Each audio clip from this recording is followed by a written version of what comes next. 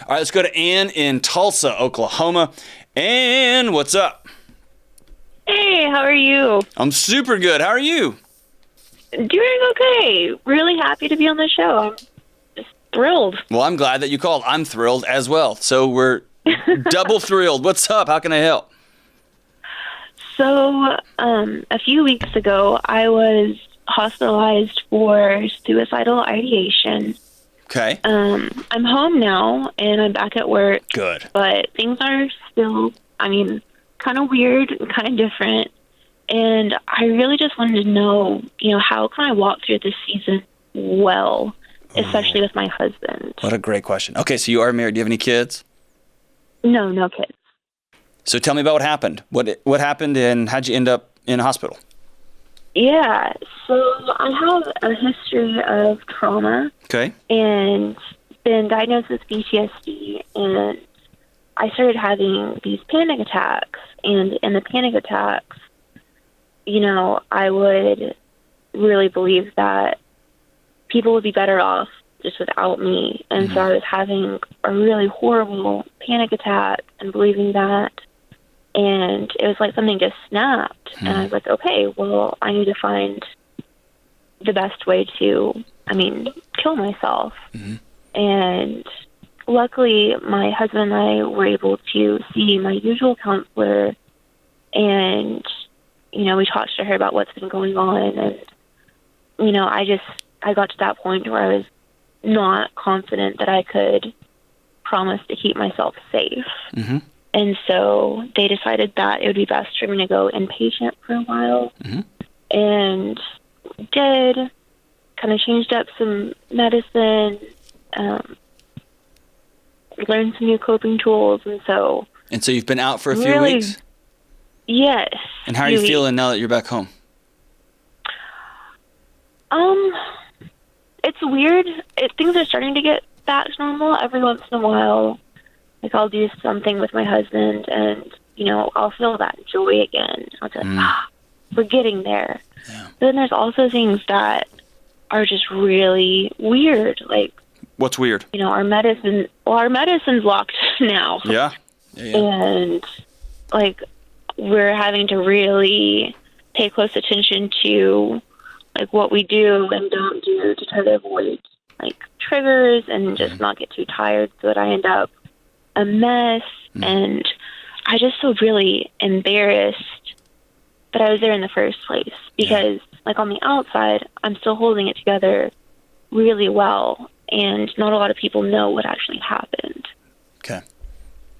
So I want to change the ending here, okay? There won't be a back to normal, and I would recommend never using that phrase again. And I would even suggest you don't want to be back to normal, because back to normal was full of panic attacks and trauma memories, both in your mind and your body's response, right? And trauma, the back to normal sucked. It wasn't good, right?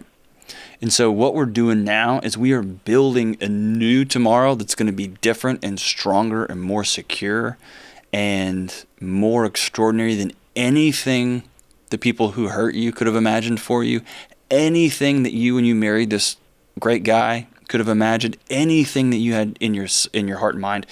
That's where we're going now.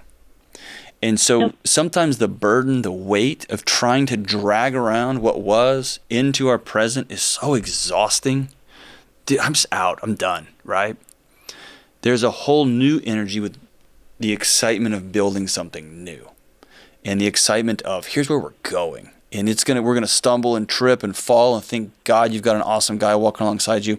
But this is where we're headed, and it's gonna be so rad when we get there. By the way, you're never going to get there. The big sucker punch in all this is that it is where you're headed, right? It's awesome. So here's a couple things. You may know this about your husband, but you scared him to death, right? Is that fair? Yes. Okay. Is he doing the best he can, however good or misguided, but is he doing the best he can to love you with the tools he's got? Yes, absolutely. Okay. So I want you to always keep that in your heart and mind. When it gets super frustrating, you can't just go get some Advil. Or it gets super annoying that you just want Diet Coke and they have locked whatever the thing is, right? That you and your doctors. Just breathe, whoo, and realize that stupid knucklehead's trying to love me again, right? And again and again. Did y'all create usually they'll do it together if you've got a partner that's willing to. Did y'all co-create a wellness plan together? Well, we did one at the hospital, Okay. but it was kind of like a rush part of discharge, I guess. Okay. And I haven't gone over it in detail with my husband, and so I probably should. Yeah, so here's what I would do. I would take that and I would let your counselor know that you're doing this, but you and him can work together on building a wellness plan that includes both of you, and he will be able to walk with firmer footing because you're going to give him permission to, when you see me not get out of bed 2 days in a row, you have permission to call my counselor. And my counselor's got permission to talk to you because you love me. And you don't like that I'm about to say this, but you're only 2 weeks out. That's not a very long time. And so for you, this feels like, it's over. I would tell you you're still in it, okay? And you are still, like you've seen like a baby giraffe on the National Geographic or whatever, like those wobbly feet. That's where you're at right now. And that's good. That's awesome. You've got people who love you. You've got doctors surrounding you. You've got resources, and that's all good. But accept that he's trying to love you and coach him. And when he has a wellness plan that he can live into, great. And you get to speak into that too. That may mean, hey, I do not at all ever want your advice. Ever, ever. Never give me advice. Right. I hate it. I don't want it. Just hug me. And man, every guy I know who's had somebody who's tried to commit suicide in their world, they read everything they can and are just throwing facts at these poor people. And it's not helpful, right? So this wellness plan that y'all co-create together, and I'd love it if you did it with your counselor too, all three of you. It'd be awesome. But it lets you develop an honesty, and it's a strength that you're going to develop, which is, I need this from you. And you've probably never had permission to say those words out loud because you're a trauma survivor. And he's going to say, I see this in you, and we've already talked about it. I'm going to help in this way. And that way he's not guessing and throwing things off into the moon. And then the last thing here is you have to promise and swear and participate in some ancient bonding ritual. I don't know, whatever it is. Like, you've got to swear, promise, cross your heart, hope to die, stick a needle in your eye, that if you ever have dark thoughts again, you're going to let him know, that you're going to call somebody. Yeah. Do you promise that? Yes. That didn't sound very convincing. That sounded like they told you that at the hospital and you said, I will, so they would let you leave. No, I mean, it's tough. It's hard. I mean, even though I know it's the right thing to do, it's hard to see the pain that causes whenever you let, your husband know what's happening. And I would say, I do hard things all the time. Well, yeah, of course you do. You can do hard things, and it is pain, but it's pain because he loves you so much. It's pain because he's in this with you, right? He is your ride or die, and so it's not pain at him; it's pain with him, and that's totally different. This is pain he signed up for, right? He is in it, and that's what he's for. And there will come a day when he's going to lean on you if he hasn't already. My guess is he probably has already. What is part of your personal wellness journey? What's your arc with dealing with this trauma? Who are you going to become in light of this? I really want to become a person that can advocate for other people that have been through the same stuff that I have been, and just but show them that it's okay. Before you do that, I want you to advocate for Ann. Yeah. And so easy. It's easy to blow by what just happened with you, to blow by your feelings, blow by your traumas, and start focusing on helping other people. And you got to help you. You've got to believe that you're worthy of all this wellness and love that's coming your way. Part of the thing that really annoys you is that you don't think you're worthy of helping, and your husband does. And then he shows up and it drives you crazy, right? That's accurate. And you're super annoyed that your stupid counselor keeps checking in on you because who are you, right? The best way you can advocate for other people is to do the hard, gritty, messy, bloody, yucky mess, hard work of getting well, of processing those traumas, taking them out of your body for good. They are a part of you. They always will be, but they won't set off every alarm you have. They won't make you so exhausted. They won't send your body off into just spinning out to where the only solution to make this thing is to make this thing stop, right? Right. And it just gets exhausting. Is that right? Yeah, absolutely. Often people don't understand if they haven't sat by somebody who's experiencing this. They don't understand. It doesn't make sense. Does it ring true with you? The most common thing I've heard when I've sat with people who have attempted suicide or are about to is, I'm so tired. I just need this to stop. Yes. Does that ring true? Yeah. Okay. So today, it's 2 weeks later. How are you feeling? I'm still tired. Yeah. But hopeful. You know, a lot of good things came out of that. And tell me what 2 of them were.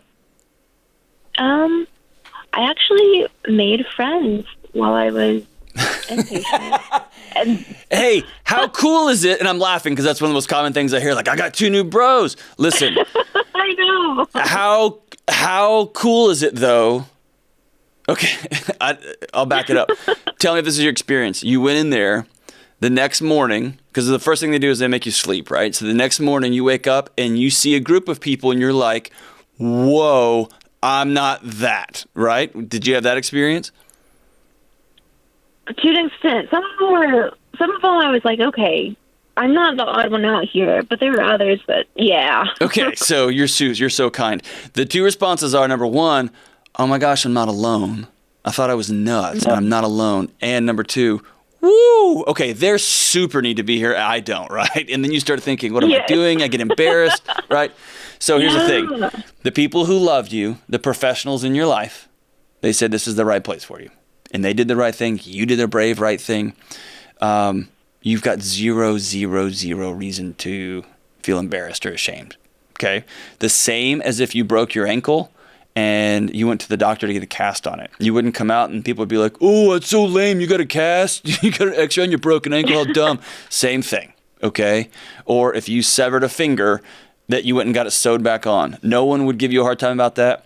This is the same situation. You had some challenges. You went and sought the right professional care. You were brave and went to the doctor, and they took care of you. And so I'm so glad you're still with us.